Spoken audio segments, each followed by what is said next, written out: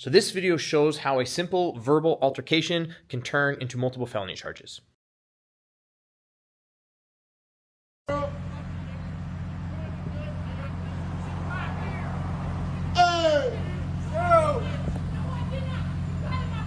got a gun on her right now. Hey, bro! Hey! Hey!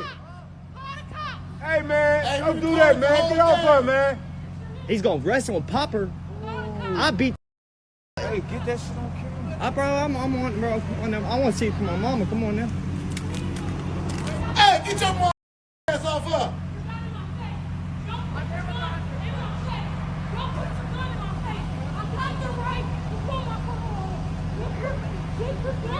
No! Hey, get that motherfucking pistol off her!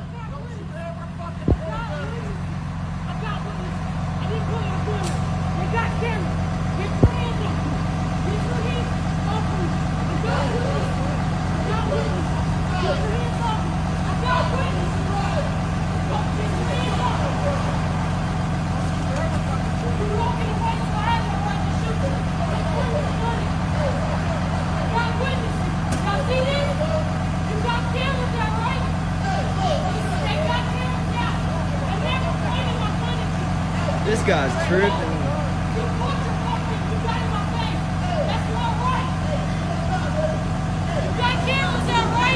I just leave. I just leave.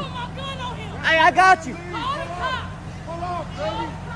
Hold on. They're right. Hey, they're on their way, sis. I don't know why you're pointing your gun like you're a cop or something. Sister, pull on.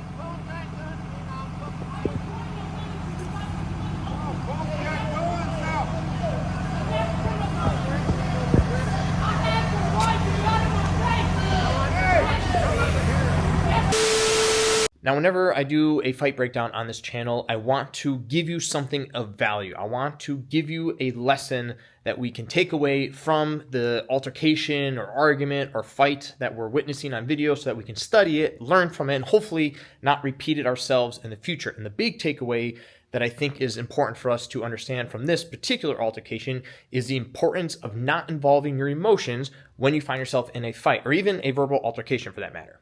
Now, the reason being is that when we get too emotional in high-stress situations, such as a fight, we tend to cloud our judgment with those emotions, whether it be anger, fear, sadness, whatever. And as a result of that, we make pretty poor impulse decisions. If we're looking at this from like a big picture perspective, we don't really tend to see the solutions that may even be right in front of us because, again, our judgment is partially clouded. So I recommend that if you ever find yourself in a verbal altercation or even a physical fight, that we have to remain as calm as possible so that we are able to see solutions to whatever it is, the problem that we're dealing with. If we can't control our emotions, all we are going to do is make matters 10 times worse. And that's exactly what happens in this video. And we're going to start by talking about Mr. White. He's the gentleman that is in this video that you see waving his firearm around, shoving it in the girl's face, shoving her up against a car, choking her while she's up against a car. And yes, he did face 5 different felony charges. I'll post those right here.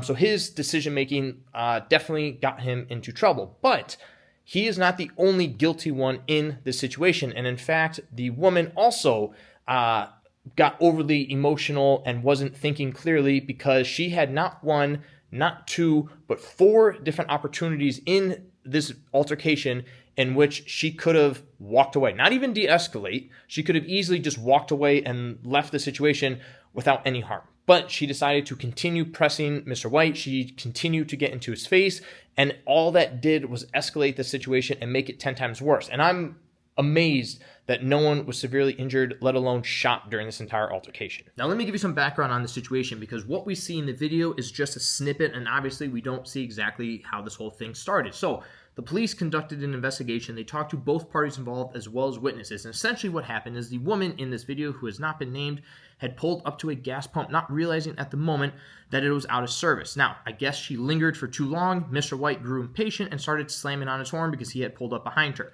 She decides to pull forward a little bit, park the car, get out of the car, and starts to confront him.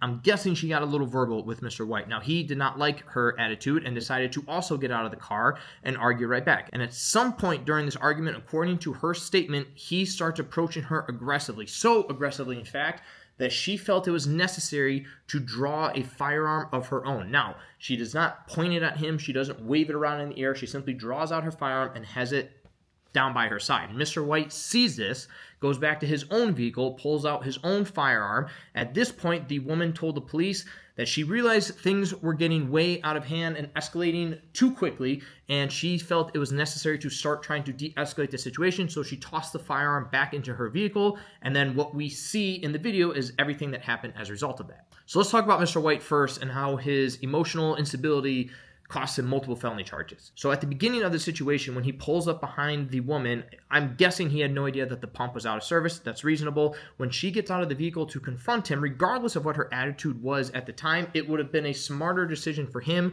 to be calm and collective and just explain, like, hey, why are you holding up the line? Why aren't you pumping gas? And if she had stated at that point, like, oh, the pump is out of order, then he probably would have calmed down and moved on to another pump, maybe, muttered something under his breath and gone on from there. Instead, he decides to give into his emotions, get out of the car, and start arguing with her, and then begins to approach her again aggressively. I don't know what that exactly entails, but he approaches her aggressively. Now, second opportunity that he had to walk away or de-escalate the situation is when she pulls out her own firearm. And side note about this, if you are one that carries any form of personal protection, pepper spray, blade, firearm, whatever the case is, draw with the intent of using. Do not draw as a scare tactic or an intimidation tactic, because all you're going to do is give the other person a reason to retaliate or act accordingly, which in this case encouraged Mr. White to grab the firearm of his own.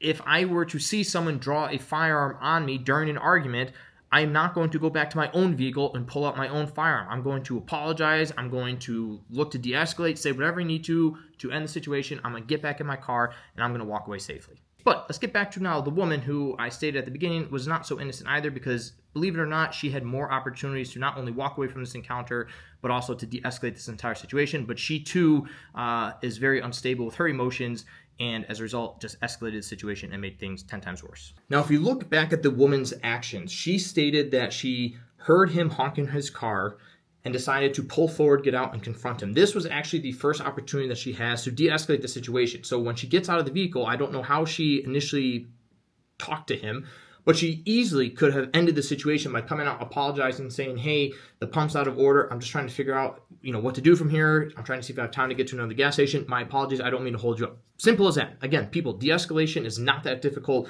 We just have to put our emotions aside and learn how to stay calm and keep our egos in check. Now, taking this one step backwards, she didn't even have to get out of the car in the first place. The moment he started honking his horn at her, yeah, it's frustrating, it's rude, I get it. She could have easily just driven off and just left the entire situation like that.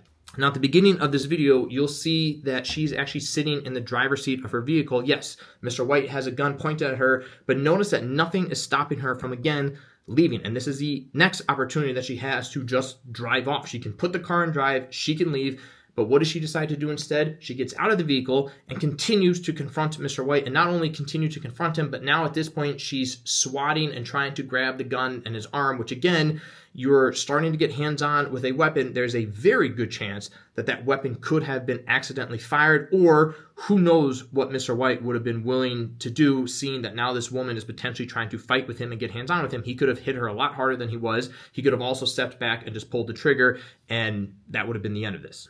Now, the only moment in this video where I see Mr. White having any sort of sense to control his emotions is right here when he starts walking back to his vehicle. And you see him turn his back, he puts the gun down, he starts walking back to his car, and then he suddenly stops, turns around, and points the gun back at the woman. Why? Because once again, she is pursuing after him. She has no reason to.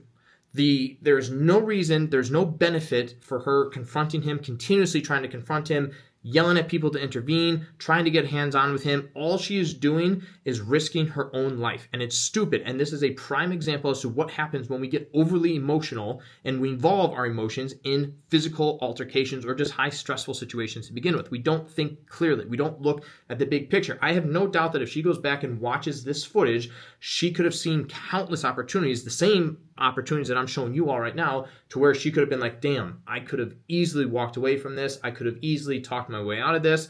And I am incredibly grateful that I was not injured more or killed during this entire altercation. And listen, I get it. Road rage, it pisses everyone off. Even something as simple as somebody slamming on the horn at you when the light turns green and you don't step on the gas fast enough. It gets annoying. But nothing about road rage is worth getting out of your vehicle and confronting the other drivers about, because we have to remember, I have no idea who the person is in that car. I have no idea what they're carrying. I have no idea what they're capable of, what they've been through that day, where their mind is that day. And I have no idea how things are going to go. I can't control other people's actions, but I can control my own actions. So again, the big takeaway from this fight breakdown and this video as a whole is to keep your emotions in check when you find yourself in high stressful situations, because you want to stay calm. You want to be able to think things clearly. I need to be able to understand what the big picture and the big goal is so that I can find a practical solution to solve whatever problem I'm currently dealing with. So I hope you learned something from this video. Let me know your thoughts down below on how you would handle a road rage situation, and stay tuned for some more future fight breakdowns. Stay safe.